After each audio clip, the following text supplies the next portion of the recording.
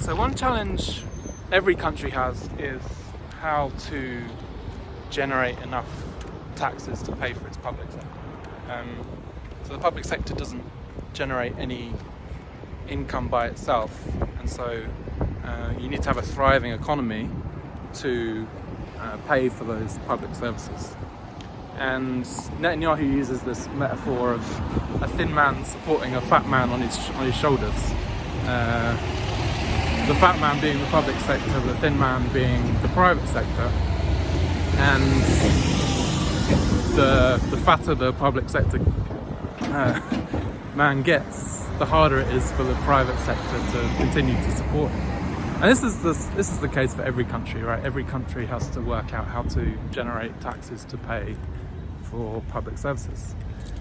Israel has a couple of additional problems, challenges, in that it has a religious Orthodox Jew segment of the population that doesn't want to serve in the army, that wants to study like religious texts full time on the taxpayer expense. And I haven't looked at the numbers, like projections going forward, and how viable it is to continue to fund this, like in the long term.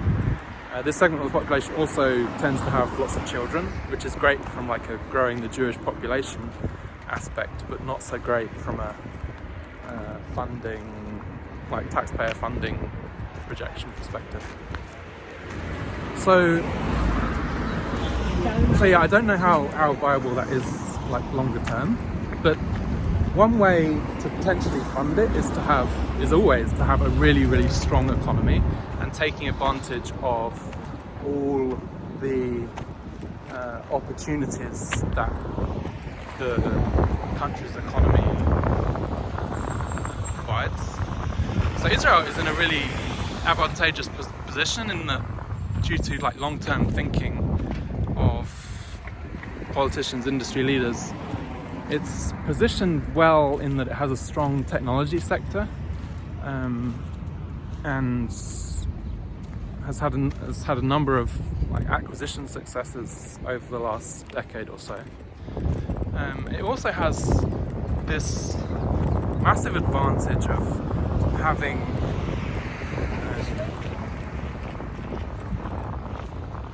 places of enormous religious interest. So obviously there's Jerusalem for Judaism, but Jerusalem is also highly relevant in a Christianity context, Bethlehem, Nazareth. So that makes it really unique. And then if you add like really effective tourist resorts, so I'm in Eilat currently, but if you can add tourist resorts that compete with any other tourist resorts in the world, and you have that religious aspect where you can go from the tourist resort and learn about religious history and follow the footsteps of people from your religion, your religious texts. That is just a massive opportunity in my eyes.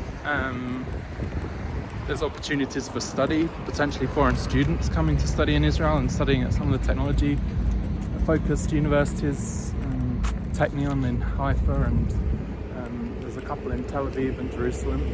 So